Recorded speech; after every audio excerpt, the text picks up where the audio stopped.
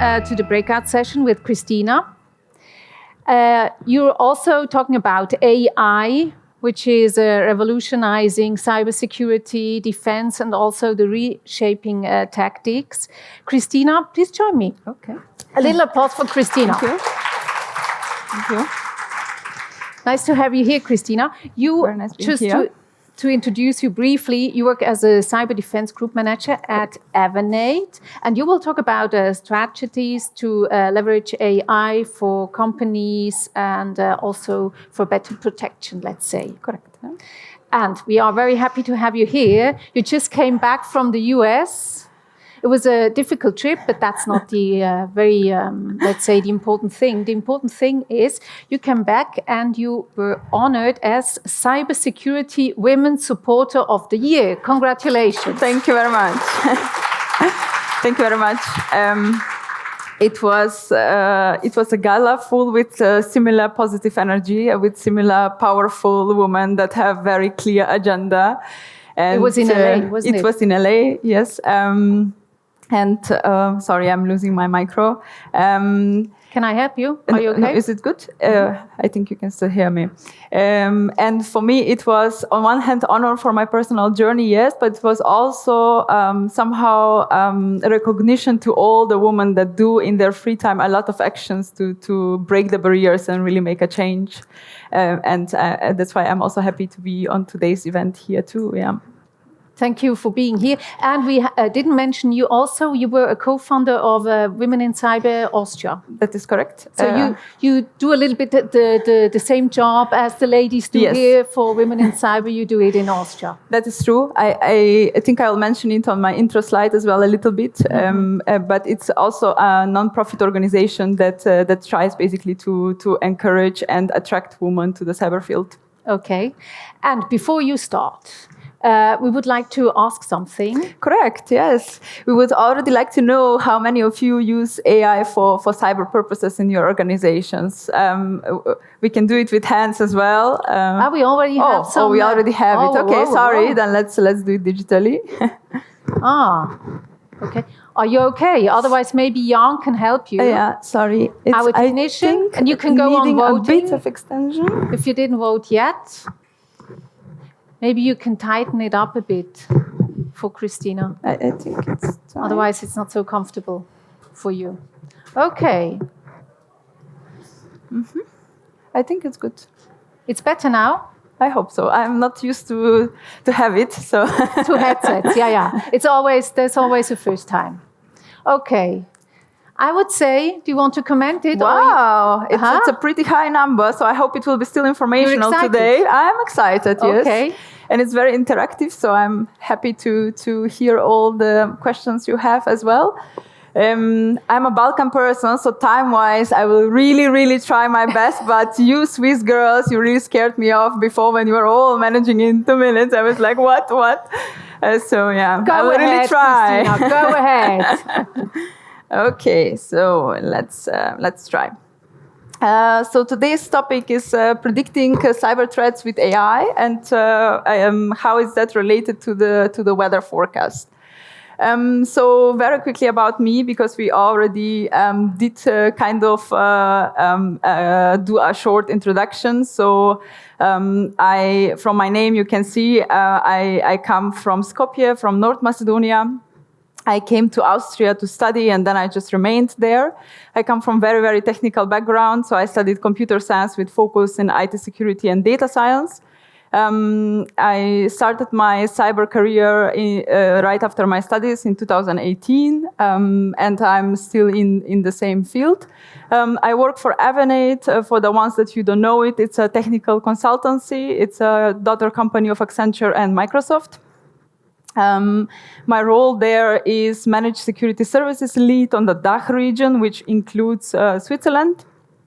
And my role is a mixture of business development, but also creating a strategy for clients and executing it end-to-end, so completely delivery, hands-on work.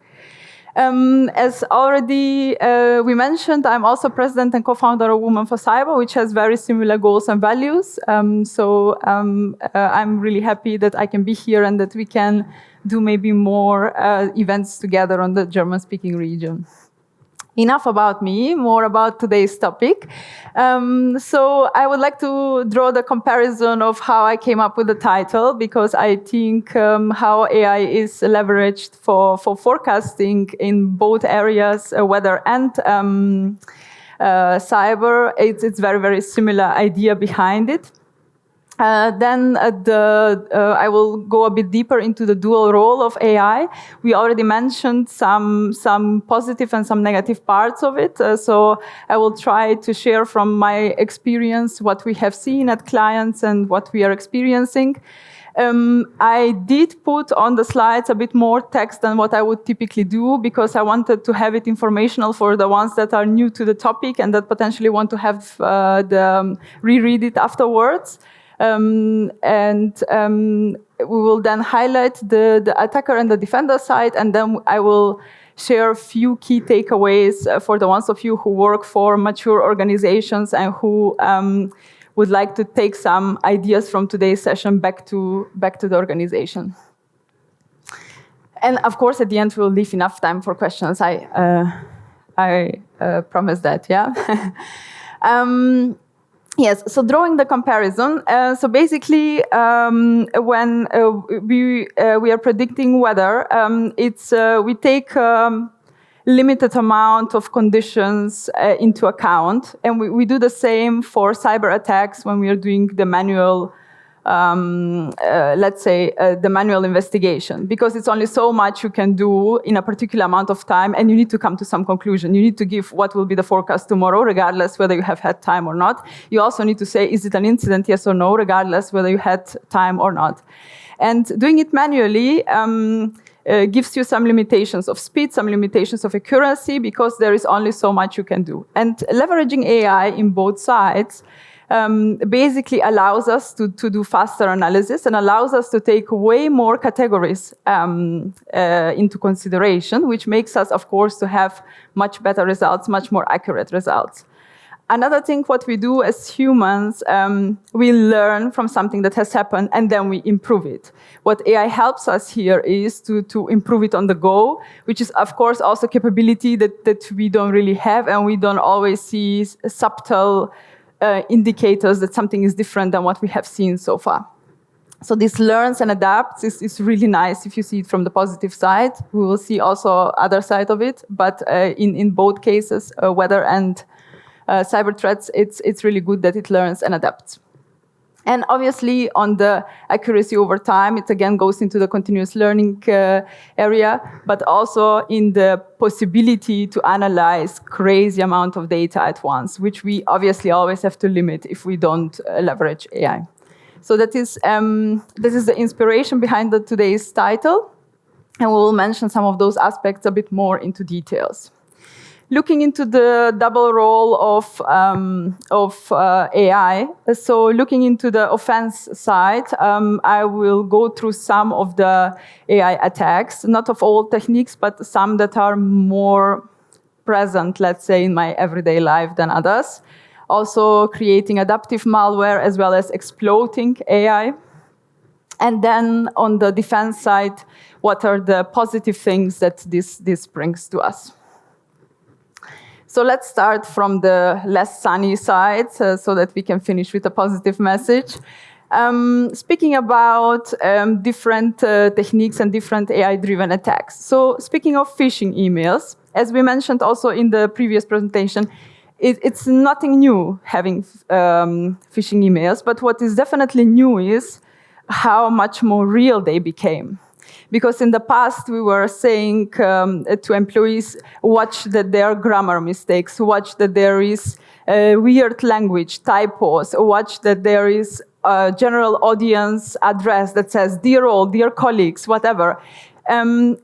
Today, there is no wrong grammar, there is no bad language. Even the tone of addressing is AI made that fully fits it. And it's super realistic, right? It's so hard not to believe it. And how do you train people? By telling them to be very skeptical by telling them to be paranoid. It's very hard to train people to be paranoid, right? So that is something that got on a whole new level with AI, even though it always existed. The next thing is scalability. So they were either targeting smaller groups so that they can make it a bit more personal to increase their amount of positive attacks, or they were doing it streamed but zero personalized. Now they're doing it very personalized to a very large amount of audience. And that is also something that changed a lot with utilizing Gen AI in this part. Then on the social engineering side, deepfakes are taking a whole new level. And while lies were always there on internet, if you hear a video, so for the ones of you who don't know what deepfake is basically taken a little bit of audio and a little bit of picture, and then they put different text, and looks like that person is indeed telling all that what you're telling it to tell. And you cannot really distinguish that it's not the same person. And even if you watch video from yourself, you only know it's fake because you have not recorded it, but it's really very convincing. And that is a big risk for enterprise companies like the one I work for, because our CEO cannot talk to 70,000 employees. She always sends us video with the news that are coming this year.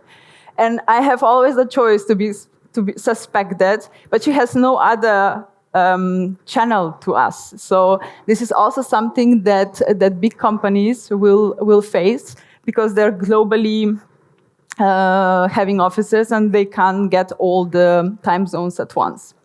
Then there are Worm GPT and Fraud GPT, which are two ChatGPT tools which are purely there to create malwares, to help you attack, to help you basically search how to do something. They're obviously created by attackers, and it's super...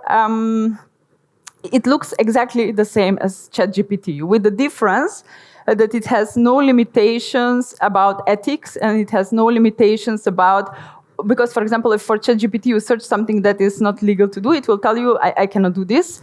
And in this case, it will exactly tell you how to do it. So it's rather, let's say, scary things that you can buy very easily. And I mentioned two other AI automated cyber attacks. They don't really belong to the social engineering side, because social engineering is very much playing with our psychology. And this is a bit more of bypassing the secure systems and kind of learning from pictures to write captcha words or to do brute forcing for password cracking. Another thing I wanted to highlight is Black Mamba, which is also a very, very interesting proof of concept. And it basically is an AI way to create malwares. Why is it a big challenge for traditional security? Well, we typically learn about a malware, then we tell it to everybody, and we save ourselves from it. Yeah. What this thing does, it creates the malware, and it uses payload from a trusted sites. So you see it as something non-malicious. You see it as something not like a problem. And why is it challenging to detect it? Each time it's executed, it mutates the malware. So no malware is the same. And each time it's executed, it's new malware. So the inventors did it like a proof of concept. They were interested in it, but what it resulted in is it motivated and it inspired a lot of people to create similar things, which are not making our life very nice as a defender. I can just say that. But now, brighter, sunny, right? I come from a sunny country, so let's keep it nicer. On the defender side, it's really nice to have AI. Here there are a few things I mentioned. There are also a lot more. So one thing is the enhancing of threat detection with machine learning, right? Because we can analyze way more data, we can identify way more patterns. If you remember, in the past, we were trying to do behavior analysis by helping visualization for the SOC analysts, where we're trying by visualizing some things to make them see some patterns that are repetitive. But it's always the case that you need to have the hypothesis in mind to put that visualization. And that limits us to the things that we see, because what we don't know about, we never see. And here this is very different, because analyzes super large sets of data and then makes us aware of things that we don't know that are potentially malicious. And the same goes for the knowledge mining way of using this, because it can sometimes potentially say, okay, you're about to have a breach now. So you can't really stop it in that stage. It's too far to stop it, but you can definitely prepare to answer it better. And finally, also anomaly detection goes in the same direction, because we were always searching for anomalies based on our baseline. But here we have a new baseline every day, and we can compare with it. So that's quite nice. Oh, I don't know what happened with that let us out of the frame. But regarding the benefits, so there are a few that are quite obvious, right? That we can see more, that we can then answer to different scale. Because obviously with more AI in it, we just got even more possibilities to attack, and the old ones didn't die out. So therefore, the ability to scale is super, super important, because no organization will hire double or triple the stuff that they already have. It's not going to happen. And also this proactive threat detection. So we did it in the past with proactive threat hunting, but also those are the super expensive resources, so it's always a very limited thing that organizations would do. And here, by utilizing AI, you can have some background proactive thing all the time. An automated response, I mean, that is also nothing new, because we had SOAR, or security orchestration and automation response, since always. But what is here very, very different is the level that it reaches, and how much more steps can be automated to have investigation. So that is also something that AI boosted massively. I wanted to give a very concrete comparison so that it's not everything super abstract. So on the left side, we have a manual way of investigating, and on the right side, we have AI enhanced, and the time between the two of them is around 3.5 hours difference, because I'm considering the same conditions in both sides. Otherwise, it can vary very, very much the amount of hours. Looking into the manual one first. So first, something comes as an alert. We are looking at it, it's potentially a risk. We are trying to find signs to prove it. Is it false positive, yes or no? And we do that by doing initial analysis. We try to see with what can I correlate, what do I see on endpoint, which analysis can I do, to which attacking vector does it belong, and so on. Then we do even deeper analysis. We try to understand what exactly was it executed, if I assume that this was indeed an incident, and so on. So each of these things to think of, you have to have a lot of knowledge, and you have to find them. You also have to have a lot of knowledge. Then finally, we do remediation, which is also quite a lot of manual work. And finally, when we do post-incident analysis, we need to alone come up with ideas what can be improved in our organization to kind of not have the same incident again. Having it helped, I want here that you see two things. One, that it's way faster, but second, that the human factor is still super important. Why? Because you do get the results, but if you rely on it, you don't really always know what it means. And you need to also know what to ask. So here, detection happens within 3 minutes, which is very different than, in best case scenario, 15 minutes in a manual way. Initial step is just writing in your AI tool a normal language prompt where you say, what are the impacted devices or users? And then you immediately know the severity of your problem. Is it something I need to run after? Is it something that's it's not such a big deal? And then you do deeper analysis also just with one prompt that you say, okay, what was executed? How many machines were in there? Which also then gives an answer and what exactly to be done. Or if you want to give more power, you can also execute some things via AI, which I would not 100% recommend, but there are clients that feel comfortable with it. And finally, for having post-incident analysis, you can say, what can I improve? And here it's also important because it gives you quite a nice menu that you understand for your own organization what indeed makes sense and what is just nice from AI high-level view, but it's not applicable for you or for your laws and for your country. So that was a bit that it gets more